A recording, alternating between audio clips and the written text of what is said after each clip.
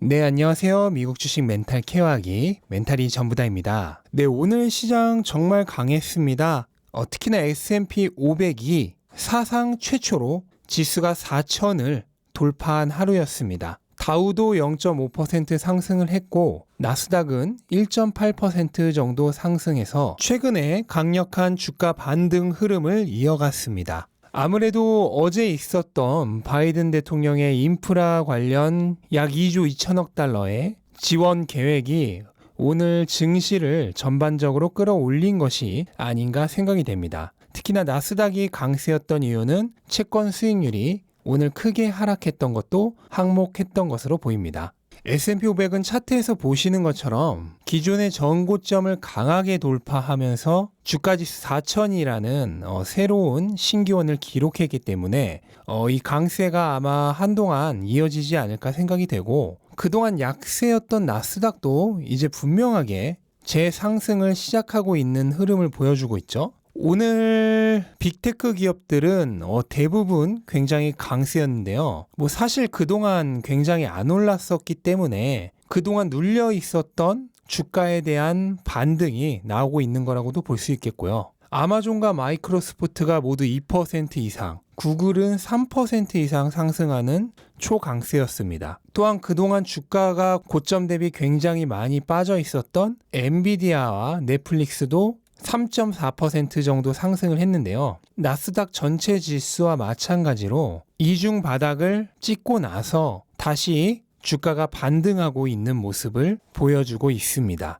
테슬라는 어제 1% 가까이 하락을 하면서 마무리를 했는데 사실 다른 이유는 없습니다. 누구나 알고 있는 바로 그 이유 때문에 하락을 했는데요. 바로 1분기 인도량 발표가 눈앞에 있기 때문이죠. 우선 스케줄상으로는 내일 1분기 인도량이 발표될 가능성이 크지만 주식시장은 내일 휴일이기 때문에 오늘이 실질적으로 발표 전 마지막 거래일이었습니다. 일단 1분기 인도량이 그렇게 좋을 것으로 예상되지는 않기 때문에 인도량 발표를 앞두고 매수세가 멈추면서 오늘 하락한 것으로 보이고요. 애널리스트들의 예상은 가지각색입니다. 가장 베어리시한 애널리스트는 16만 대부터 가장 불리시한 애널리스트는 18만 대까지 거의 2만 대 가까이 차이가 나는데요. 아마도 예상치의 평균 수준인 16만 5천 대에서 17만 대 사이에 인도량이 발표되지 않을까 예상이 되고 그 정도라면 시장의 예상 범위 내이기 때문에 아마 주가에 큰 악영향은 없지 않을까 생각이 됩니다.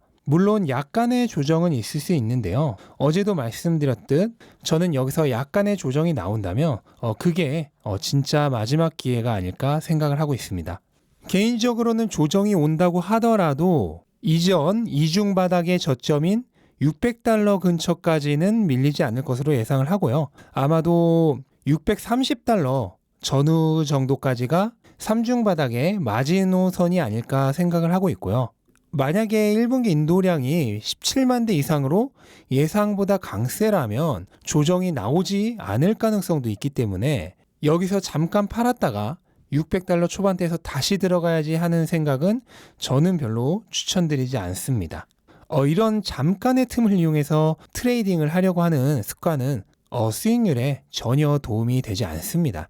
뉴스를 조금 전해드리자면 폭스바겐의 중국 합작회사인 FAW 폭스바겐이 테슬라로부터 탄소 배출권이라고 하죠. 규제 크레딧을 구매하고 있다는 뉴스가 나왔습니다. 폭스바겐의 중국 합작회사는 작년에 총 216만 대의 자동차를 판매했는데 거의 대부분이 가솔린 차였습니다. 그리고 탄소 배출권의 가격은 1크레딧당 약 3,000위안, 그러니까 $450 정도라고 하는데요.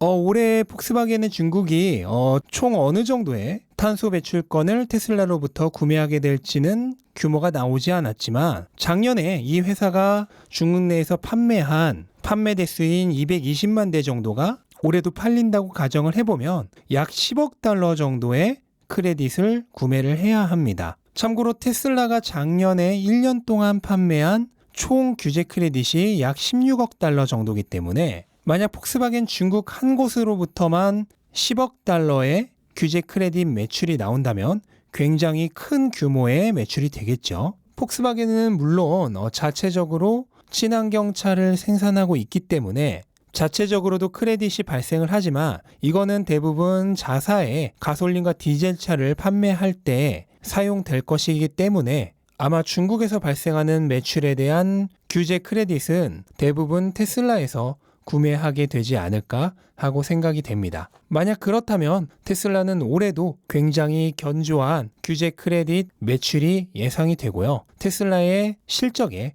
굉장히 큰 도움이 될 것이라고 생각됩니다. 네, 그리고 또 하나 소식을 전해드리자면 애플이 캘리포니아에 태양광 에너지 시스템을 구축을 하고 있는데 여기에 테슬라의 메가팩이 사용될 예정이라고 합니다. 애플이 구축하고 있는 이 태양광 프로젝트는 총 240메가와트시의 에너지를 저장할 수 있는 규모의 프로젝트라고 합니다. 참고로 테슬라의 메가팩은 한 개당 약 3메가와트시에 가까운 에너지를 저장할 수 있기 때문에 총 80개 이상의 메가팩이 사용될 것으로 예상이 되고요. 테슬라의 주장에 의하면 약 1기가와트시의 프로젝트 하나당 샌프란시스코 도시 전체가 사용할 전력을 6시간 동안 공급할 수 있다고 합니다. 근데 애플의 프로젝트는 240메가와트시이기 때문에 이거의 약 4분의 1 규모, 그러니까 샌프란시스코 도시 전체에 약 1시간 반 동안 전력을 공급할 수 있는 수준의 프로젝트입니다. 샌프란시스코는 인구 90만 명 정도의 대도시죠. 사진에 보시는 것 같은 이런 엄청난 도시에 1시간 반 동안 전력을 단독으로 공급할 수 있는 수준의 큰 프로젝트입니다.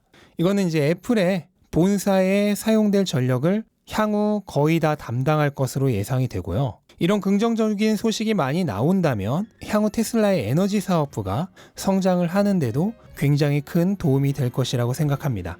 네, 오늘 시장은 이 정도로 마무리를 하겠습니다. 일단은 미국 주식시장이 S&P 500이 지수 4,000을 찍으면서 최고 강세를 이어가고 있다는 것도 굉장히 긍정적인 소식이고, 나스닥이 이중바닥을 찍고 확연하게 반등세에 들어갔다는 것도 굉장히 좋은 소식이고요.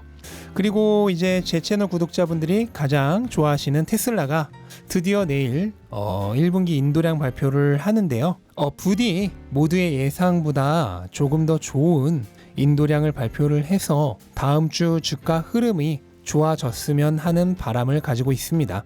근데 그거는 저희 같은 개인이 컨트롤할 수 없는 부분이기 때문에 지나친 걱정은 할 필요가 없을 것 같고요. 오히려 조정이 온다면 진짜 마지막 막차라는 생각으로 한 주라도 더 구매할 수 있는 좋은 기회라고 생각하면 될 것 같고요. 일단은 그래도 기분으로라도 좋은 실적을 발표하기를 기대하면서 오늘 영상 마치도록 하겠습니다. 내 영상 끝까지 시청해주셔서 감사드립니다. 영상 도움되셨다면 구독과 좋아요 부탁드리고 오늘도 좋은 하루 되시기 바랍니다. 감사합니다.